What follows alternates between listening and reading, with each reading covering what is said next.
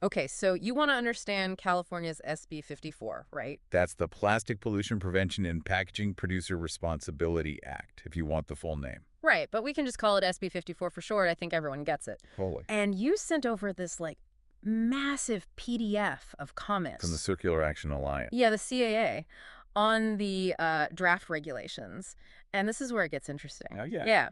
The CAA, they're not just some random group. They represent some really big names, some real heavy hitters in the consumer goods world. Oh, I see. Like who? Think Amazon, Coke, Pepsi, Nestle, P&G. Wow. Okay. So their opinions, those definitely carry some weight. Absolutely. So that's what we're going to unpack today. What exactly has them worried? Yeah, and how they're trying to shape these regulations, because this is a big It's deal. a huge deal. So, like, right out of the gate, they're grappling with this really basic question.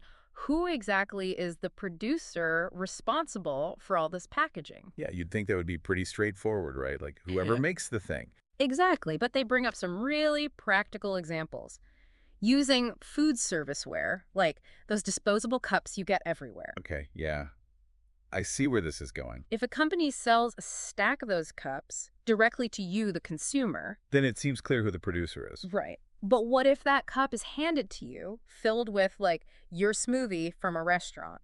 Yeah. Who's on the hook then? The cup maker. The restaurant, or someone else entirely. It gets messy fast. Yeah, I can see that. So the CAA, they're proposing separate producer hierarchies based on the type of packaging. Okay, but how would that even work in practice? Right. That's the million-dollar question. And it gets even more complicated when you add in the whole brand confusion thing. Brand confusion. Think about a product that has multiple brands on it. Maybe it's co-branded, or a store brand that's manufactured by, some bigger company. Okay, lovely. The draft regulations, they talk about the brand first sold or distributed or used. But what happens when all those brands are different? Which one takes precedence? And it gets even more complicated when you consider products manufactured overseas but packaged here in California. Oh, wow, yeah. Whose problem is that then? You see what I mean? Yeah, this is a tangled web for sure. And it doesn't stop there. Then they get into secondary and tertiary packaging. That basically means all the extra boxes and wrapping that a product comes in. Okay, so give me an example. Your box of cereal, that's obviously packaging. Right. But then that cereal box comes in a bigger box with other cereal boxes. Okay, yeah. And that bigger box, that's probably sitting on a pallet wrapped in plastic. So are those all packaging? I guess so. Well, the CAA wants to know. They want crystal clear guidelines on whether producers are responsible for these outer layers, especially for products that might be exempt from the regulations. Because what's exempt and what isn't, that's a whole other can of worms. Oh, yeah, exemptions. It's the magic word for any company trying to navigate these regulations. Yeah. So what's their take on exemptions? Well, let's say a company thinks their packaging should be exempt because it's made of a certain material, for example. Okay, sure. The CAA, they want to make sure individual producers can still apply for these exemptions, even if the PRO, that's the Producer Responsibility Organization, is already working on it.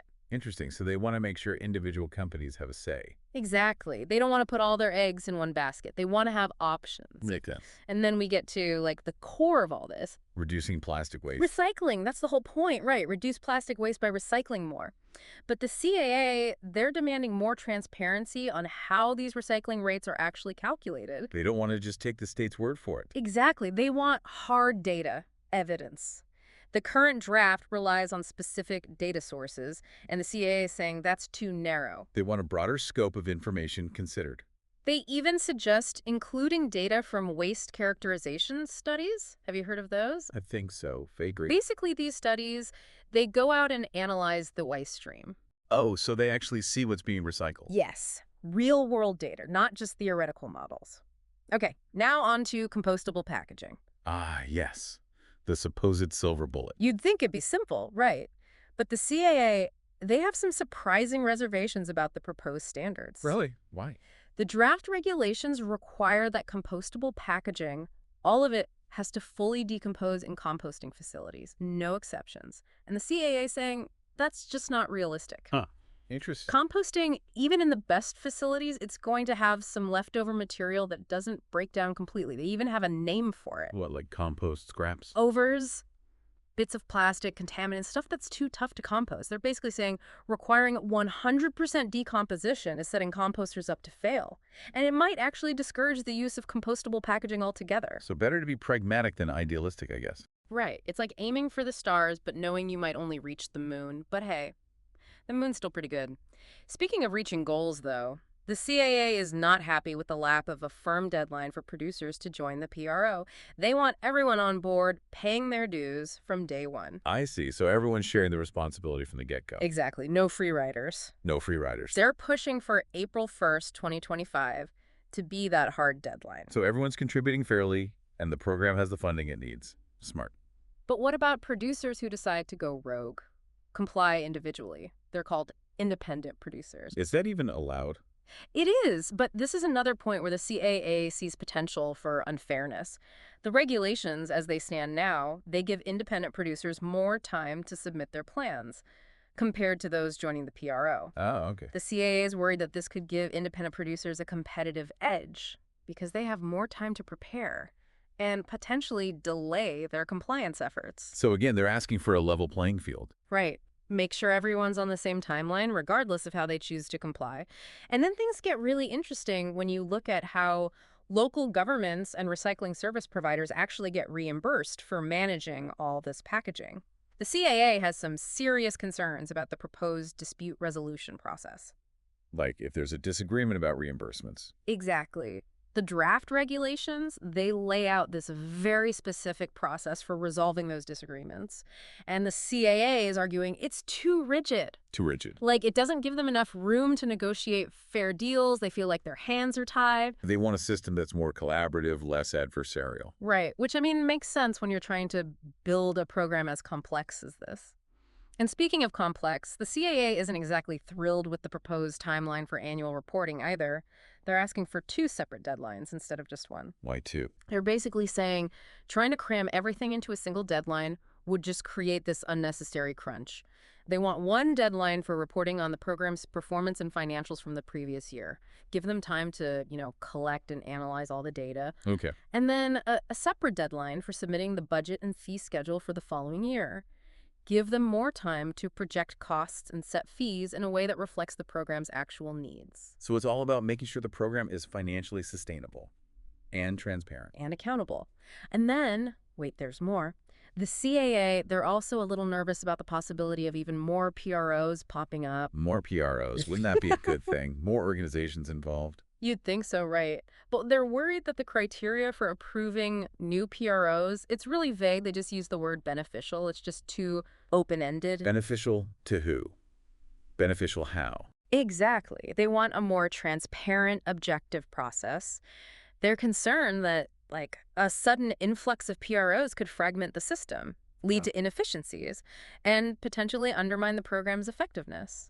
So they're calling for a more coordinated approach. Yes, streamlined. They're saying, hey, we're already here, we're ready to tackle this, let's not overcomplicate things. It's about collaboration, not just competition. Right. And that's what their comments really highlight, Yeah. This whole thing is incredibly complex. That's B54. Yeah, implementing a program this ambitious. Yeah. There are so many moving parts, so many stakeholders, so many details. This huge undertaking. And the CAA, they're not just sitting back and complaining. They're actively engaged in trying to make it work. Exactly. They're offering solutions, trying to anticipate challenges. And ultimately trying to ensure that SB54 is successful in achieving its goals. Which is what we all want, right? A cleaner California, less plastic waste. A more sustainable future. That's the big picture. Exactly. But it's going to take a lot of work, a lot of collaboration, and a lot of careful planning.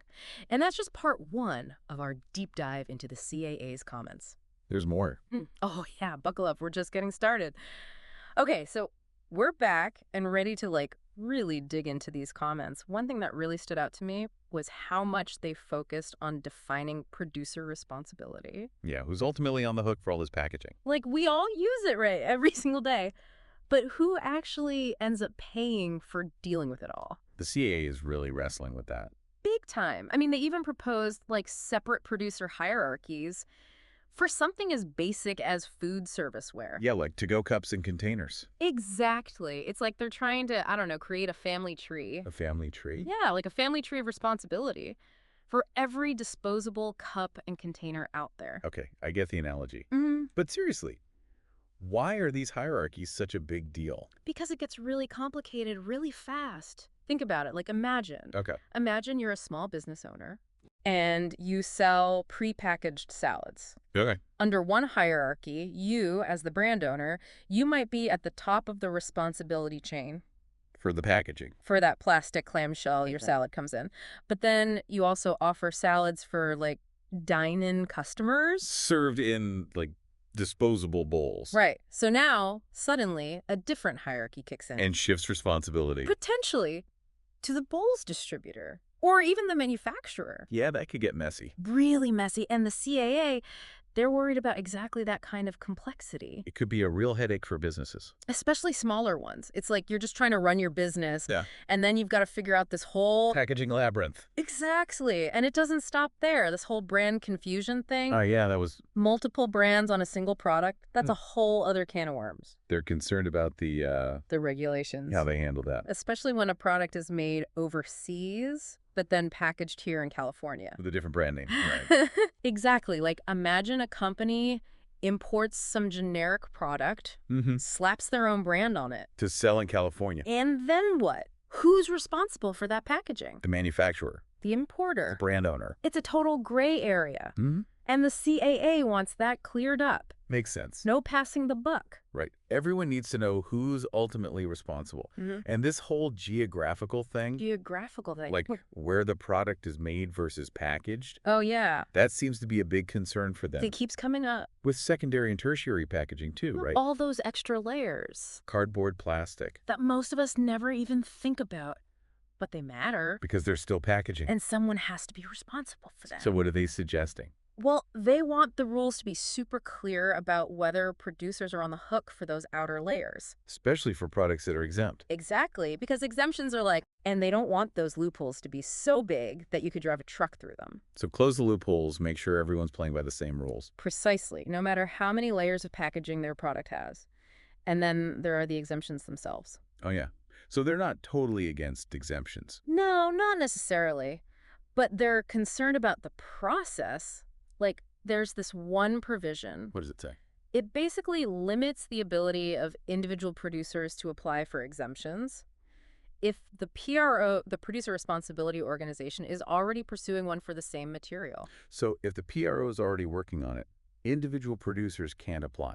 That's what the provision says, yeah.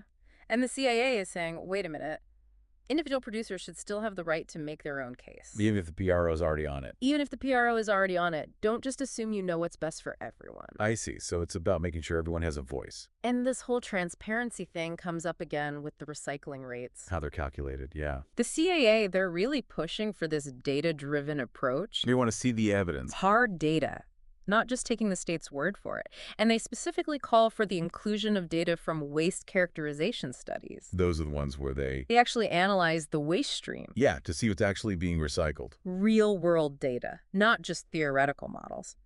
And then, compostable packaging. You'd think that would be a slam dunk, right? You would think, but they're actually pushing back against the proposed standards. For real. Yeah, it's wild. The current draft, it requires that all compostable packaging, Mm-hmm. every last bit of it, Okay.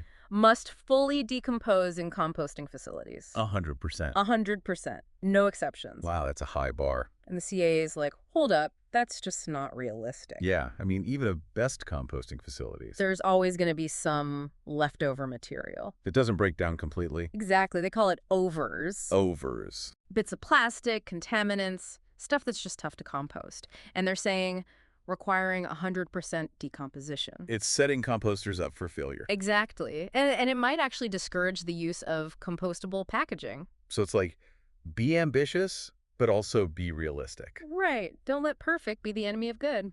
And speaking of ambition, the CAA, I gotta give them credit. They're not afraid to fight for what they believe in. They're really advocating for what they think is fair and reasonable. The deadlines, independent producers, the dispute resolution process. It's all about creating a level playing field. And making sure the system actually works for everyone. And then there's this last point.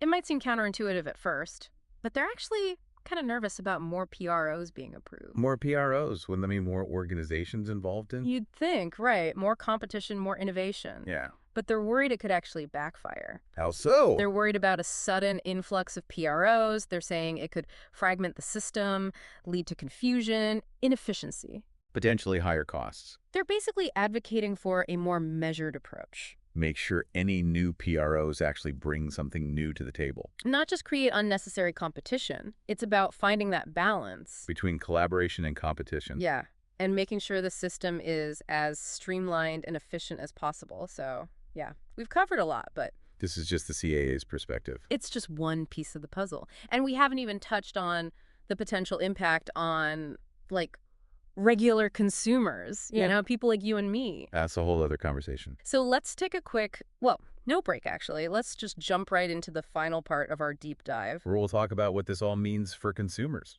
Exactly. Your wallet, your recycling bin, your planet, it's all connected. Okay, so we've talked a lot about the CAA and their concerns, but like, what does this actually mean for, regular people? That's the big question, right? What's the real world impact of all this? Exactly. Will this actually make a difference? Well, it's tough to say for sure. But the CAA's comments, they do give us some clues. Okay, like what? Remember that hard deadline they're pushing for producers to join the PRO? April 4, 2025. Yeah, that one. If they get their way, it could mean that the program ramps up more quickly.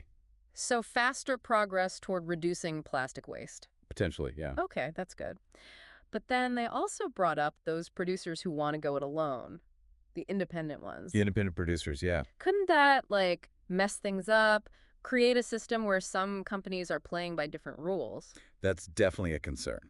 The CAA is worried that without a level playing field, some producers might try to, game the system, Find loopholes. delay their compliance, and that could weaken the whole program. Yeah, that makes sense. And then there's the whole dispute resolution thing. For reimbursements. The CAA really wants to make sure they have a fair shot at negotiating. With local governments and recyclers. Right, it's like they're willing to pay their share. But they want to make sure the system is transparent, accountable. So they don't get stuck in some, like, bureaucratic nightmare. Endless legal battles, yeah. They want a process that's efficient. Fair. Practical. Makes sense. And then those two deadlines for annual reporting, why were those so important to them? Time. They need time to do things properly. So to, like, analyze all the data and prepare the reports. Exactly. It's a massive program. Billions of dollars. Accuracy is crucial. So give us the tools we need to do this right. Basically, yeah. And finally, they're a little worried about, well, too many cooks in the kitchen. Too many PROs. Yeah. It seems counterintuitive, right? Yeah. But they're concerned that a bunch of new PROs could actually make things less efficient. Fragment the system. Exactly. They want to make sure that any new PROs are really adding value, not just creating more competition. So focus on quality over quantity. Yes. And collaboration. So, wow, we've covered a lot. A lot of ground. From those producer hierarchies to the recycling rates. And how all this could impact consumers. Your wallet, your recycling bin, it's all connected. But at the end of the day, the goal is the same. Right. Reduce plastic waste. Create a more sustainable future. And the CAA, they're really trying to make sure that happens. So what do you think? Do you feel like you understand SB 54 a little better now? I definitely do. It's complex, but it's also really important. It is. And it's going to take all of us working together to make it work. Consumers, businesses, policymakers. Everyone has a role to play. So stay informed, stay engaged, and let's make a difference. Thanks for joining us on this deep dive.